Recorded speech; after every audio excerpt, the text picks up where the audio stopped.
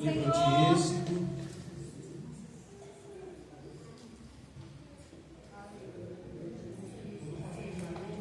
capítulo de número 24.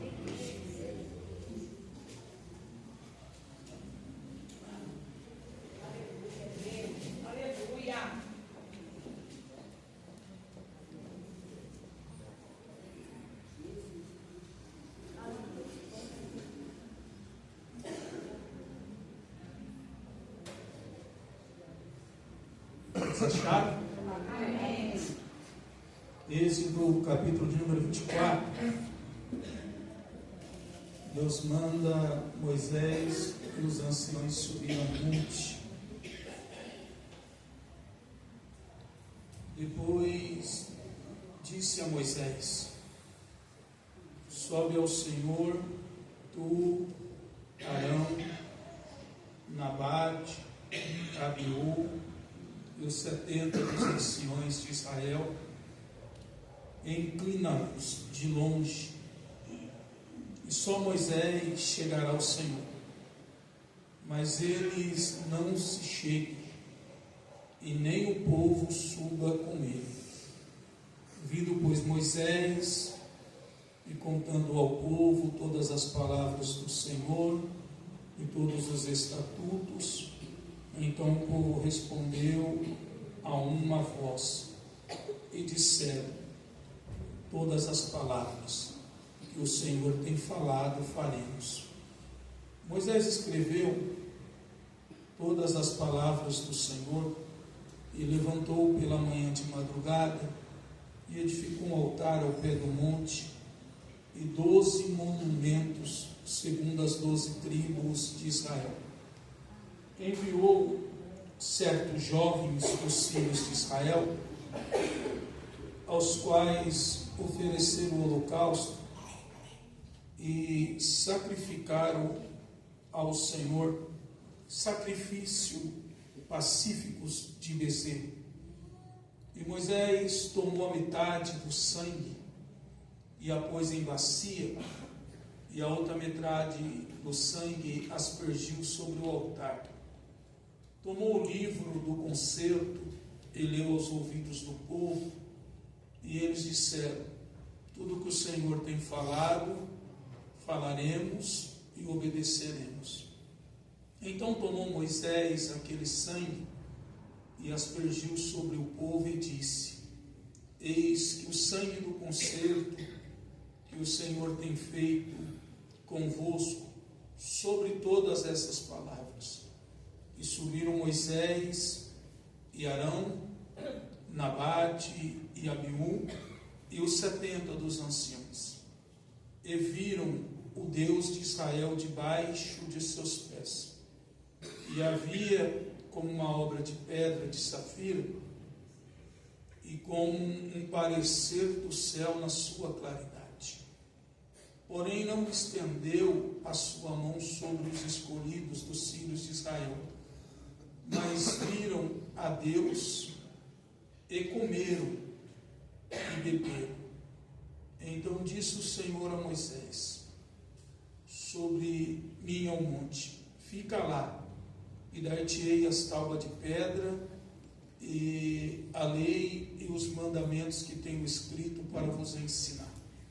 Levantou-se Moisés com Josué, seu servidor, subiu ao monte de Deus e disse aos anciões: esperai-vos aqui, até que nos tornemos a vós. Eis que Arão e Hur ficaram convosco. Quem tiver algum negócio se chegará a eles. Subindo Moisés ao monte, a nuvem cobriu o monte, e habitava a glória do Senhor sobre o monte Sinai. E a nuvem cobriu por 6 dias. E ao 7º dia clamou o Senhor Moisés no meio da nuvem, e o aspecto da glória do Senhor era como fogo consumidor no cume do monte aos olhos dos filhos de Israel. E Moisés entrou no meio da nuvem, depois que subiu ao monte. E Moisés esteve no monte 40 dias e 40 noites. Amém? Meus irmãos, uma noite de nós participarmos da ceia do Senhor, um culto para nós muito importante, não desprezando os demais cultos, mas para mim, particularmente, culto de ensinamento e culto de Santa Ceia do Senhor são um dos cultos mais importantes para a nossa vida cristã. Por que o culto de ensinamento? Porque no culto de ensinamento a gente cresce, não só na graça, mas no conhecimento. No culto de ensinamento a gente aprende como servos de Deus, como adorar o Senhor melhor, como oferecer a Deus um culto melhor, como se comportar, como entrar na presença do Senhor. Aleluia. Como de alguma forma dar a Ele uma adoração, dar a Ele uma oferta de gratidão melhor. Então é no culto de ensinamento que a gente vai aprendendo como servir a Deus. É no culto de ensinamento que a gente vai abrindo a nossa visão, abrindo o nosso entendimento para poder servir a Deus com perfeição, para servir a Deus com alegria, com gratidão. Porque servir a Deus, se não tiver contentamento, se não tiver alegria, é inútil.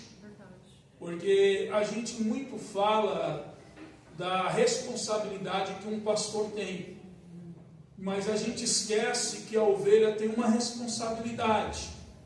E a responsabilidade da ovelha não é só gerar, não é só produzir a lã. A Bíblia vai dizer que a ovelha é ela que faz o pastor pastorear com alegria. Então a ovelha ela tem um papel de fazer com que a liderança da igreja tenha prazer no exercício pastoral. Então, e o culto de Santa Ceia, por que ele é importante? Porque o culto de Santa Ceia, ele nos faz refletir, ele nos faz pensar a respeito da via dolorosa, a respeito do sacrifício que Jesus Cristo enfrentou na cruz do Calvário. Não tem sentido chegar no culto de Santa Ceia, não tem sentido entrar por essas portas e olhar para essa mesa e ver apenas o pão e o suco de uva e não lembrar da cruz. É isso que Paulo vai dizer. O que é tomar a ceia indignamente? É tomar sem ter consciência do que Cristo enfrentou, do que Cristo padeceu, do que Cristo levou no meu lugar. No meu lugar. Eu vejo muita gente pregando, eu vejo muita gente falando, e eu discordo bastante de algumas questões, não porque eu sou sábio, não porque eu sou melhor, mas eu vejo muita gente dizendo assim, que se você não aceitar o chamado de Cristo, você vai para o inferno. E eu discordo. Aí você vai dizer, como assim, pastor? No inferno eu já estava. Eu aceito o chamado de Cristo, não é porque se eu não aceitar eu já estou lá. Eu aceito para sair do inferno, para sair das trevas, para sair do engano, para a verdadeira luz. Cristo morreu não para mandar ninguém para o inferno. Ele morreu para nos resgatar do poder do inferno. Já andávamos errantes, sem ovelha, sem pastor. Não é o que a Bíblia diz? Cristo morreu para que nós tivéssemos comunhão com Deus. Glória a Deus, aleluia. Para que nós tivéssemos vida. Glória a Deus, aleluia. Pastor, então você está dizendo que eu não sou crente, eu entrei a primeira vez aqui na igreja, eu estou ouvindo o Senhor falar. O Senhor está dizendo que eu estou no inferno? Sim, mas eu quero dizer que tem uma novidade para você. Qual que é? Cristo morreu para te tirar daí. Glória a Deus. O homem sem Jesus está em trevas. E vou dizer mais ainda. A gente estava no inferno e ainda andava com um capiroto do lado. Porque Jesus que falou isso, não foi eu. Ele diz que quando a casa é limpa e adornada, um espírito saiu da nossa vida e foi embora. Só que se a casa não for preenchida, aquele que saiu e andava conosco, ele volta com mais 7, ele vem com 8. Você vê que até nisso Satanás, o reino é unido, né? Ele não volta sozinho, vem logo com uma gangue. Mas é cenas para outros dias. E Deus vai falar com Moisés. E vai falar para Moisés pegar os 70 anciões, os 70 líderes. Alguns teólogos vão dizer que talvez seja um símbolo da representatividade da família de Jacó. E Deus vai falar para eles subir ao monte. Só que se você prestar atenção nos primeiros versículos, até chegar no versículo de número 11, você vai entender que existia limites para cada um dos que Deus chamou. Os líderes vão subir com você até um certo ponto do monte. Os jovens israelitas que ficaram com a função de oferecer o sacrifício vão ficar no pé do monte com a congregação.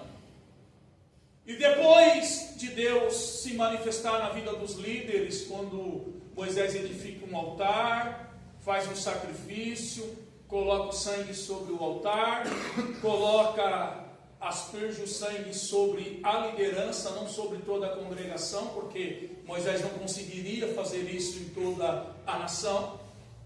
Deus vai falar para Moisés deixar uma parte da liderança ali, os 70, e para que ele vá mais adiante, porque Deus iria dar a ele as tábuas da lei, e Moisés iria mais adiante. Preste bem atenção em algumas coisas aqui nessa noite. Deus está mandando Moisés subir. E Moisés, antes de subir, Moisés vai ter uma conversa com o povo. E Moisés vai dizer, olha, existem as leis, e não é as leis dos 10 mandamentos, é as leis cerimoniais, as leis civis que eles seguiam. E Moisés vai tratar com eles.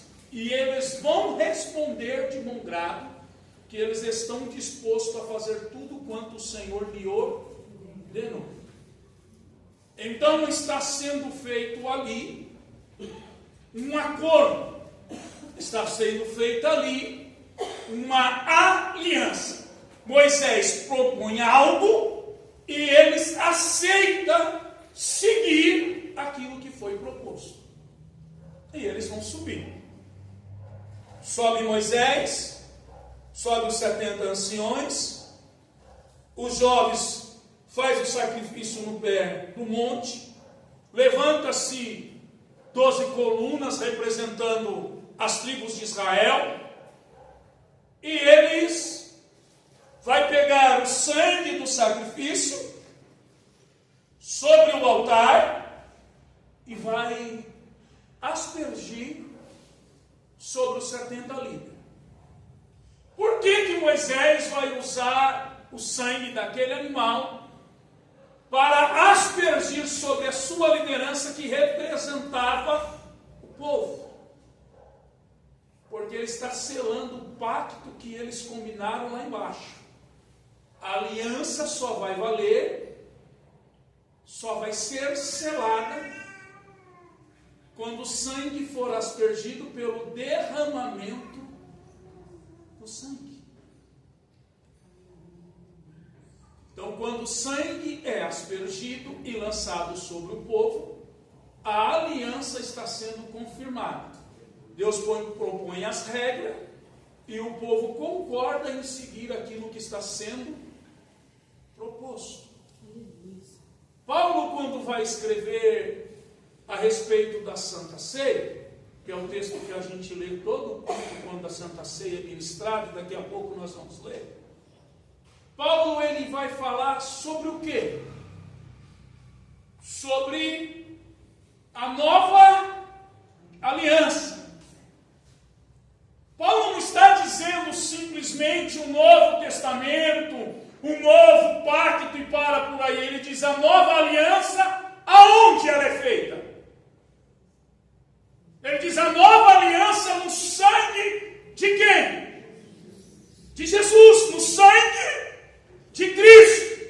Então é por isso que o pacto ou a nova aliança de Cristo só tem valor quando Cristo entrega o teu espírito naquela cruz e o sangue de Cristo, ele é derramado na cruz do Calvário para que a aspersão pelo nosso pecado, para que o perdão pelo nosso pecado venha. Mas quando o sangue desce, a gente não é só perdoado. Ele coloca as regras dizendo: se obedeceres, se andar nos meus mandamentos, se aceitar andar numa vida de santidade, nós como filho respondemos que sim.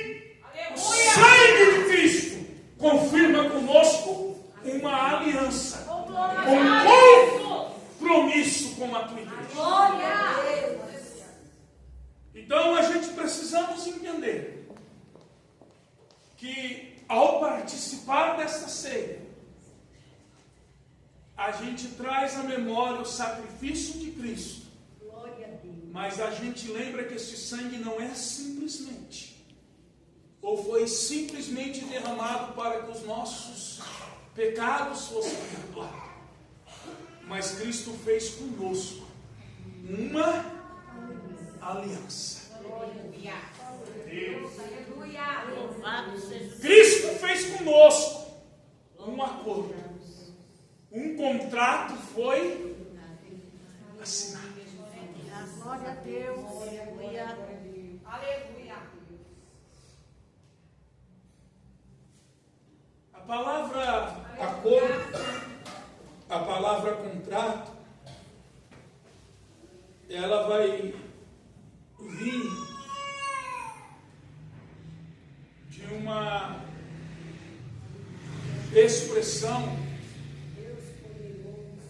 que dois concordam sobre algo.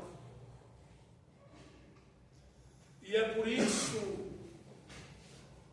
que quando a gente combina algo com alguém, a gente trata algo com alguém, a gente precisamos entender com quem a gente está fazendo uma aliança, com quem a gente está combinando um acordo, seja entre irmãos, seja para a realização de alguma coisa. A gente precisamos entender que esse acordo ele só tem validade quando aquilo que é falado a gente sustenta e cumpre. Ou se for um documento em cartório, aquilo que foi assinado. Eu vou mexer um pouquinho com você e a gente já vai cear. Hoje a mensagem é bem rápida porque tem tantas coisas a ser feitas aqui para a glória de Deus. Aleluia. A primeira pergunta que eu vou te falar: como anda o peso da sua palavra por onde você anda? Aleluia, Deus. Aleluia, Jesus.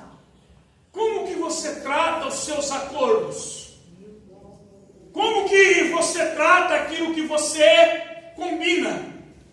Porque do outro lado tem uma parte que confia naquilo que você acordou, naquilo que você falou. Aleluia. Jesus ele vai expressar muito bem isso, dizendo: ó, sim, sim, passou disso, procedência maligna. Então fica uma dica para nós. Quando você fez a sua aliança com Cristo, quando você fez o seu pacto com Ele, eu tenho certeza que Ele não te enganou, porque Ele não me enganou. Você leu as cláusulas do contrato? Você leu as exigências que Ele estava fazendo?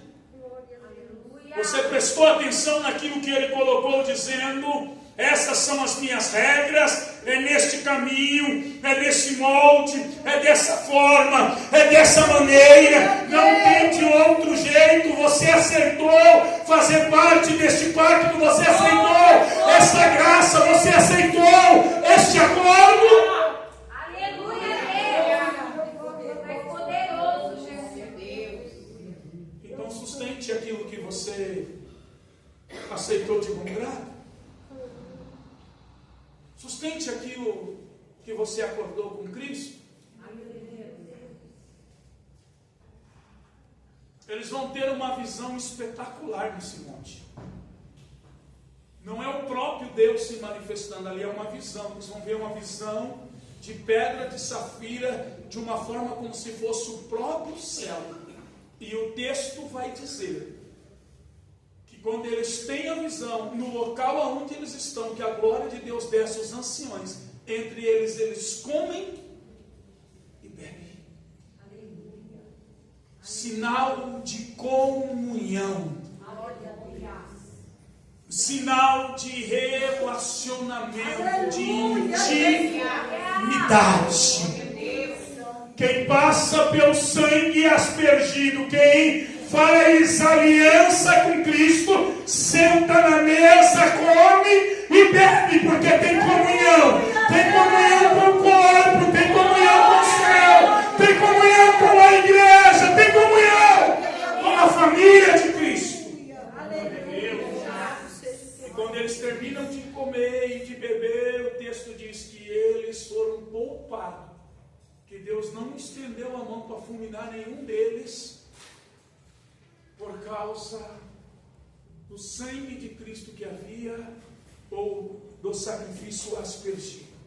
E Ele lhe poupou a vida, por causa da glória de Deus que foi lhe manifesta. Onde a Bíblia diz que a causa de nós não sermos consumidos é a misericórdia do Senhor. É porque Ele olha para nós e Ele vê o sangue de Cristo que nos purificou. Eles veem a aliança que foi feita. Então nessa noite, irmãos, quando você for participar desta ceia, quando você for participar desta mesa, não olhe para esse suco de uva, não olhe para esse pão que será servido como o pão cotidiano de todos os dias da sua casa. Reflita sobre o que Cristo padeceu. Reflita sobre o que foi o sacrifício de Cristo para que nós estivéssemos aqui. Mas não com tristeza, porque é noite de celebração. Eu vou lembrar do que Ele passou. E se eu só voltar ao tempo e lembrar do que Ele passou, eu vou me entristecer, porque a dor dele foi grande. Mas por que eu vou celebrar? Porque ao terceiro dia, o sepulcro ficou vazio. Ele ressuscitou e vivo está e caminha no nosso meio para nos abençoar. Então eu tenho uma alegria ao participar dessa ceia. Tenho uma alegria. Então eu vou olhar para trás. Vou lembrar do sacrifício de Cristo. Vou lembrar que Ele ressuscitou. vou olhar para dentro de mim. Você prestou atenção? Que primeiro é para dentro de mim, não é por mão do meu lado? Aleluia! Por que para dentro de mim? Eu vou fazer uma reflexão do meu mês, da minha semana, o que eu pensei, onde eu errei. E eu vou me humilhar. Eu vou pedir perdão a Deus. Depois eu vou olhar para o meu irmão que está ao meu lado. Mas por que para o meu irmão, pastor? Para mim ver as falhas dele? Não. Eu vou olhar para o meu irmão que está ao meu lado, para ver se eu não lhe chateei, para ver se eu não caluniei, para ver se eu de alguma forma não lhe defraudei, não dei algum dano. Vou olhar para o meu irmão do meu lado e vou ver como anda a minha aliança, a minha comunhão com ele. Eu vou ver se a gente tem paz ou se a gente está em guerra. E ao olhar para o meu irmão, eu vou ver se eu lhe ofendi. Eu não vou pedir perdão a Deus porque eu ofendi meu irmão. Eu peço perdão a Deus pelos erros que eu cometi. Mas ao meu irmão eu peço perdão a ele pelas falhas e os erros que eu tive contra ele. E aí depois de eu olhar para os meus irmãos e ver que está tudo em paz à minha volta, eu olho para o futuro. Por que para o futuro? Porque Jesus ele diz que enquanto o arrebatamento, enquanto a igreja não chegasse na terra prometida, ele não colocaria na sua boca o suco da vide. Jesus nos aguarda, então eu olho para o futuro, porque em breve essa ceia não será mais aqui. Essa ceia será na eternidade.